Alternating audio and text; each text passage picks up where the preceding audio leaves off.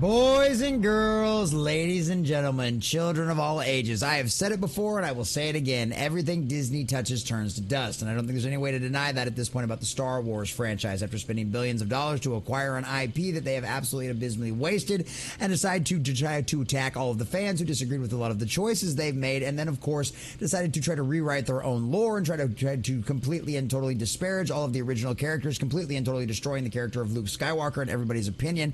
And, well, boys and girls, it's only gotten worse from there as far as actual numbers, as far as actual money that they've lost, and things are not going well. The latest edition of that is none other than the Acolyte, of course, which episode 7 that just released this week decided to turn out and make the Jedi out to be the bad guys and the evil villains of the entire show, which, of course, is exactly what we kind of expected all from the beginning when they said that they were going to subvert our expectations, that things weren't just always black and white, and then good and evil weren't exactly completely and totally things. It was all about power. Well, ladies and gentlemen, all of that power actually at the end of the day resides with you, the audience, the viewers, and you guys decide what is success and what is a failure. And boys and girls, the audience has spoken because Star Wars fans are not happy about Disney's Star Wars, the Acolyte. They are not satisfied with it in any way, shape, or form. And actually, they are losing massive amounts of their audience with the latest show right here, because as you can see here from the headline from CosmicBook.News, the Acolyte Nielsen ratings, Disney's Star Wars fan base plummets by 75%.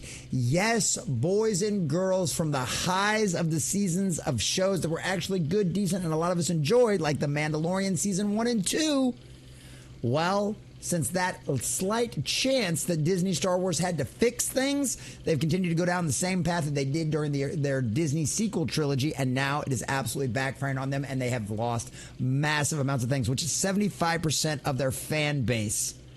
With a property that they spent billions of dollars on, what kind of numbers do you think that equals out to as a loss overall? But before we get into all of that, boys and girls, we're going to check out this article from Cosmic Book News. You're going to get all the juicy details and see exactly how these numbers have been laid out. But before we do, if you do enjoy our content, hit that like button, share with all your friends, and subscribe and or follow if you have not already. And make sure you leave us a comment down below, either in the live streams chat that we're currently recording this on, or in the comment section down below, and let us know, does this surprise you at all that Disney Star Wars has ostracized 75% of the fans that actually came back and gave them a chance with Mandalorian? Or is it just another day? And you know why, ladies and gentlemen? So, from CosmicBook.News by Dear Sweet Matt McGlorn, the data reveals the viewership numbers are the second worst for Disney Star Wars. Yes, the second worst, ladies and gentlemen. The High Republic just doesn't seem to be working out for them now, does it? Because if you didn't know, this is something that's basically been completely and totally made up by Disney Star Wars and has not gone over very well with the fans. The comic books don't sell, neither do the books. They are drastically on the decline since they've first been launched. And color us shocked there with a character of a navigator that's just a giant rock named Geode. Color us shocked there. High Republic isn't doing very well and certainly isn't high in the sales. So the Acolyte Nielsen ratings are in, and as expected, they're not good, with the numbers being the second worst for Disney Star Wars. And this is something they've been kind of waiting on for a while. The Nielsen ratings always take a little while to end up coming out. Well, obviously, the Samba numbers, when they are released, are coming out pretty instantaneously. Fortunately enough, the Nielsen ratings are here for us. So we already knew the viewership was lower than Ahsoka, but it's also been learned the viewership is much lower than The Mandalorian by what looks to be nearly 75%. It's lower than Obi-Wan Kenobi, and it's even lower than the Book of Boba Fett. The Acolyte only beats Andor in terms of viewership, and really not by much. Now, if you don't remember Andor, which you probably don't because most people didn't watch the show, it was a show that actually a lot of people I had heard that did watch it actually enjoyed it. Other people thought it was very slow paced, it was very boring, but needless to say, it was essentially a continuation from a movie that literally had none of the main characters in it. It was all about doing all of that kind of stuff. It was all conspiracy. It was all of that kind of stuff. There was no lightsabers. There was no Force users. There was no Jedi. They even advertised it as the least Star Wars of all of the Star Wars products. So needless to say, that turned off most people, and most people didn't even bother tuning in for it. So that being said, this one, on the other hand, all kinds of flashy lightsabers and force powers and users and all of this other kind of stuff, and even Carrie-Ann Moss. And even then, that wasn't enough to even come close to scratching Mandalorian numbers.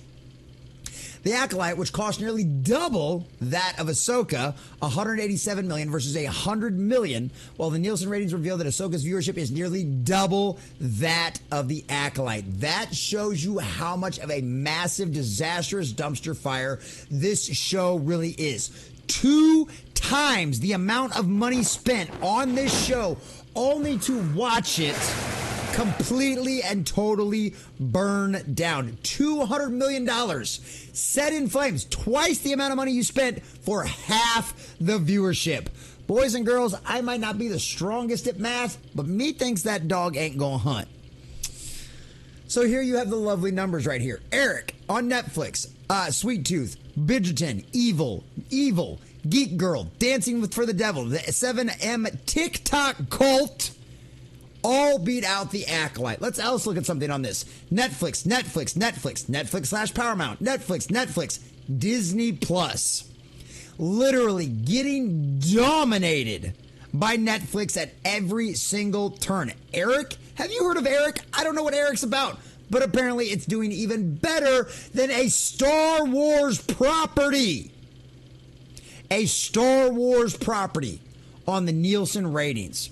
That shows you how far and how much they have damaged the Disney Star Wars brand. The Star Wars brand in Dilla, and it shows you how far they have driven away all of the fans with their nonsense. Nielsen, the industry standard, released its streaming ratings for the week of June 3rd through June 9th. The Acolyte premiered with its first 2 episodes on June 4th. So this is what the Acolyte Nielsen ratings are. According to Nielsen, the first 2 episodes of the Acolyte were watched for 488 minutes, millions. Or if we take the average of the 2 episodes, that's 244 million minutes watched. So what about other Star Wars shows? Ahsoka, via Nielsen, the 2-episode premiere back on August 22nd, 2023, was watched for 829 minutes. Okay, million minutes. So that is an average to 414.5 per episode. Now, just to be fair, Ahsoka was already an established character inside of Dave Filoni's Clone Wars, which, yes, that's exactly what I'm going to call it. And so you could honestly grant it a little bit more than that.